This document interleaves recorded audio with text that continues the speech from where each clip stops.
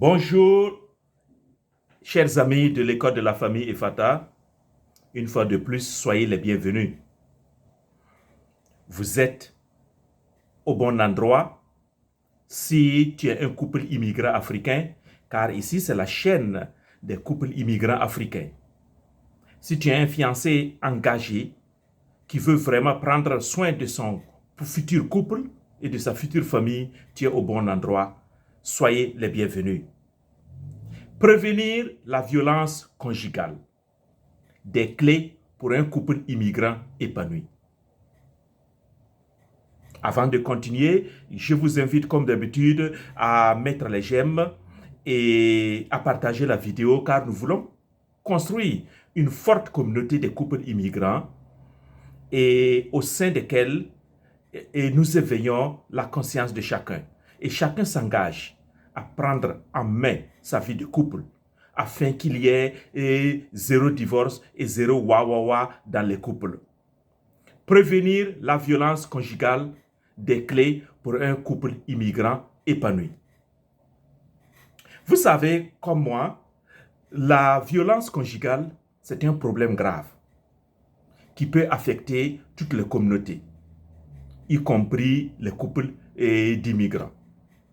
On n'en fait pas d'exception, quelle que soit notre origine. Dans le contexte d'immigration, il y a plusieurs facteurs qui entrent en jeu. Mais dans cette vidéo, je ne veux pas revenir sur les causes de ces facteurs, sur les causes de la violence conjugale. Vous les connaissez autant que moi. Si je fais cette vidéo, c'est parce que ces derniers jours-là, il y a eu encore un drame aux États-Unis, dans un couple africain. Et cela m'a interpellé. Un cas de violence conjugale jusqu'à la mort.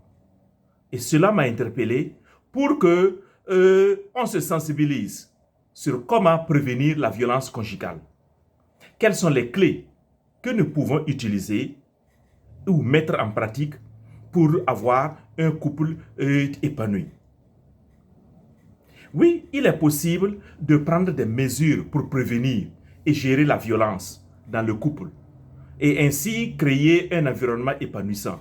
Il ne faut pas attendre que le pire arrive avant qu'on ne se lève, cours, à gauche, à droite, là on court partout. Non, on peut prévenir. Vaut mieux prévenir que de guérir. Oui.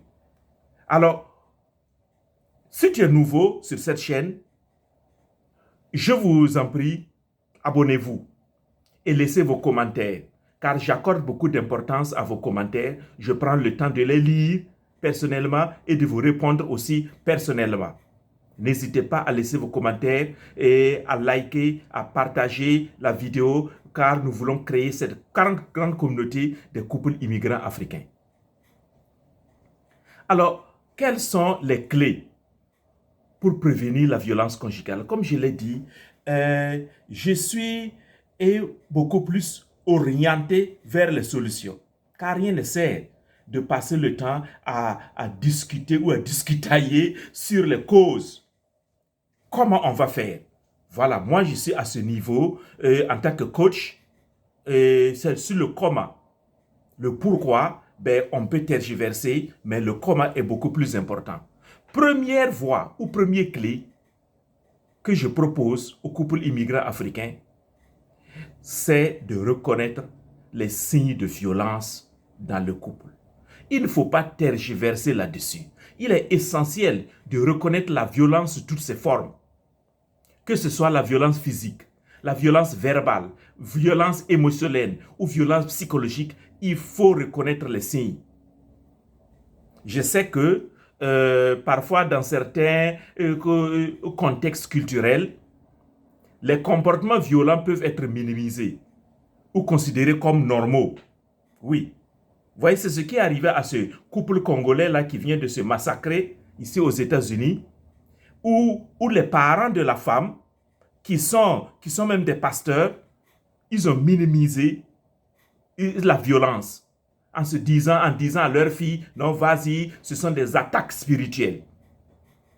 Mais quelque chose qui est palpable, qu'on peut toucher, et vous êtes là encore à dire que c'est des choses. Voilà, ce sont des milieux comme ça culturels ou spirituels ou religieux, voilà, qui peuvent nous amener à minimiser les signes de la violence. Il est important de comprendre que la violence dans le couple n'est jamais justifiée. Il n'y a pas une raison. Il n'y a pas quoi que ce soit qui puisse justifier la violence dans le couple. Non. Il y a plutôt des clés et des outils pour vous permettre de construire une relation épanouie et épanouissante. Alors, je m'en vais vous donner simplement quelques signes. Je vais m'attabler sur ces signes-là, car la plupart du temps, on ne reconnaît pas ces signes-là, et cela fait que on tombe dans le piège de la violence. Par exemple, la violence physique. Bon, ça c'est vite fait. Il y a les coups de poing ou les gifles, les empoignades ou les poussées violentes, les blessures corporelles. Ça, ce sont des signes. Quand il y a cela, c'est que il y a de la violence. Voilà. Certains comportements peuvent paraître légers. Par exemple, une bousculade. Mais ils sont inacceptables. Et peuvent parfois même s'intensifier avec le temps. Donc, une bousculade qui commence à faire et à se placer là, il faut faire attention. Ça, c'est la violence physique. La violence verbale. Oh, les insultes, les moqueries, les menaces, les humiliations en public. Ça, c'est des violences verbales, par exemple. Voilà, et ces violences peuvent nuire à l'estime de soi et créer ainsi un environnement vraiment toxique dans le couple. La violence émotionnelle, la manipulation affective. La violence émotionnelle est très subtile. Mais je vous donne quelques exemples. Par exemple, les manipulations affectives. Si tu m'aimais vraiment, tu ferais cela pour moi. Ça, c'est la manipulation. Ou l'isolement social. Voilà, empêcher son partenaire de voir ses amis ou sa famille. Lui faire sentir qu'il n'a personne sur qui compter. L'isolement social ou la culpabilisation excessive. Par exemple, faire sentir à l'autre que tout ce qui va mal dans la relation est de sa faute, même si cela n'est pas vrai.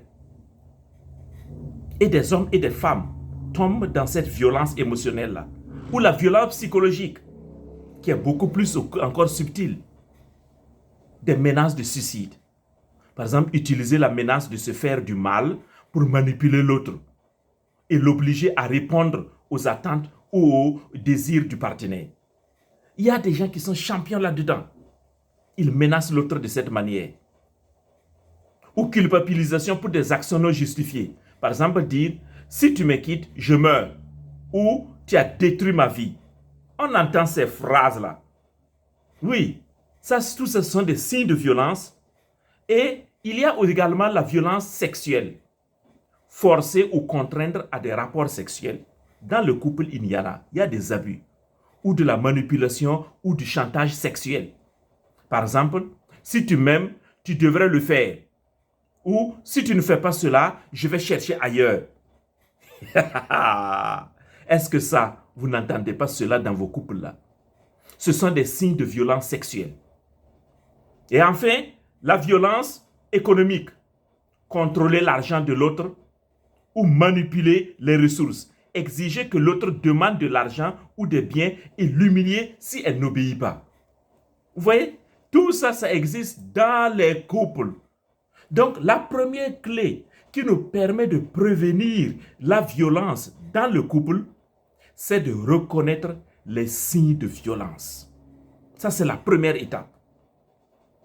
Deuxième étape, donc deuxième clé, c'est de chercher de l'aide et des ressources.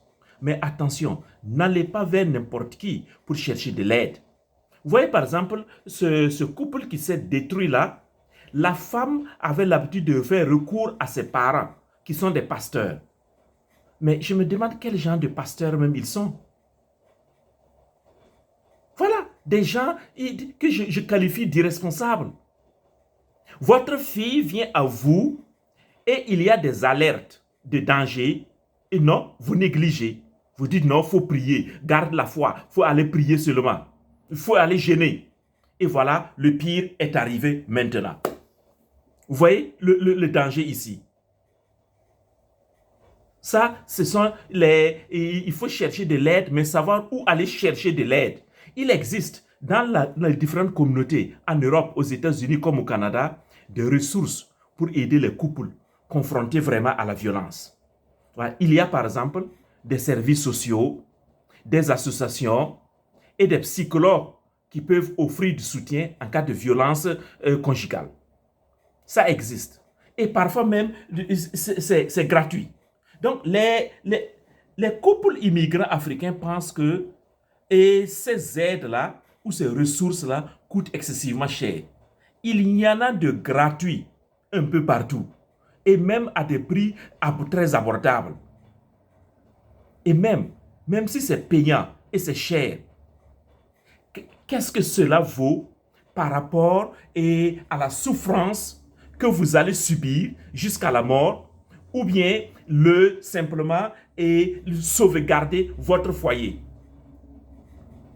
Qu'est-ce que 100 dollars par rapport à l'épanouissement de votre foyer? Souvent, je me pose cette question. Je transpire un peu parce que aujourd'hui, le climat est un peu chaud, mais quand même là, je suis à l'intérieur, je n'ai pas voulu mettre de clim ni de quoi parce qu'il fait quand même un peu froid, même le climat est très changeant ici, en ce moment. Voilà. Alors, avant de continuer, mettez les j'aime et laissez vos commentaires et partagez la vidéo, s'il vous plaît. Partagez la vidéo. Oui. Donc, cherchez de l'aide. Nous, les Africains, on n'a pas l'art de chercher les aides, surtout auprès des professionnels. On a l'habitude de faire recours aux tontons, aux tantis, aux parents. Oui, c'est bien, mais ils ne sont pas toujours des professionnels. Ça, c'est un. Et deuxièmement, ils ne sont pas toujours impartiaux. C'est-à-dire, ils vont toujours prendre parti de quelqu'un ou de quelque chose pour résoudre votre problème. Et ça, ce n'est pas bon pour vous. Donc, allez vers des professionnels capables de vous aider. Oui, et c'est comme ça que, voilà, vous pouvez vraiment aller de l'avant. Et troisième ressource, troisième clé que je propose ici, c'est prendre soin de soi-même. Oui, prendre soin de soi-même. Cela peut inclure prendre du temps pour soi, chercher un soutien extérieur ou se renforcer émotionnellement. Tu peux prendre du temps pour aller lire, faire une lecture, prendre du temps pour aller participer à une retraite spirituelle, prendre du temps pour sortir seul même et souffler vraiment, prendre de l'air. Et là, tu te remplis davantage d'énergie positive et tu reviens dans ton couple. C'est ça, prendre soin de soi-même, le self-care. Ou aller faire de la gym, du sport. Ça, c'est important. Donc, ne travaillez pas, travaillez seulement là et oubliez et laissez votre couple là dans les oubliettes. À telle enseigne que le pire vous surprend un jour. Et enfin, dernière clé que je vous propose, c'est de chercher un accompagnement culturellement adapté. Oui. Moi, je fais des accompagnements et je me suis spécialisé beaucoup plus sur l'accompagnement des couples immigrants africains. Pourquoi? Parce que on se comprend. Je comprends leur culture, parce que moi-même je suis de cette culture-là, et je comprends tous les défis liés au contexte d'immigration. Mais lorsque vous partez, par exemple, voir un Français ou un Canadien pur, de souche pure, ou un Américain de souche pure, ce n'est pas évident qu'il ouvre son paradigme pour comprendre le problème que vous vivez parce que votre problème peut être lié à un contexte culturel. Je prends l'exemple ici. Vous voyez, quand tu pars déjà à chose là et pour rencontrer un psychologue ou même à l'hôpital, la seule chose qu'on peut te faire, ils te regardent, les aides sociales là, les travailleurs sociaux, ils te regardent avec la lentille de leur contexte culturel américain. Ils vont te juger de cette manière. Ils vont dire, oh, le gars là, il est dans la dépression. Il est sous le stress. Il est malade. Il est comme ça. Et pourtant, non. Donc, cherchez un accompagnement culturellement adapté pour vous soutenir. Voilà. Et c'est ainsi que cette personne-là comprend vos réalités culturelles. Alors, chers amis, ces 4 éléments que je viens de vous suggérer là, vont vous permettre de prévenir la violence conjugale. Ce sont des clés pour pouvoir vivre en tant que couple immigrant, mais de façon épanouie. Tout ce que je donne comme élément ici, comme clé, n'est pas exhaustif. Mais cela mon intention, mon ambition, c'est de susciter la réflexion au sein de vous. Pour que vous puissiez dire, ah mais tiens, il a parlé de ceci ou de cela. Ben, je peux même aller plus loin que cela. Ça me fera plaisir de voir vos commentaires et que vous êtes allé au-delà même de ce que moi je viens de vous dire ici. Osez réfléchir par soi-même et prenez soin de votre couple. Je vous remercie et je vous attends dans les commentaires. Mettez les likes, mettez les j'aime et partagez la vidéo. Et je vous souhaite une très belle journée. Bye.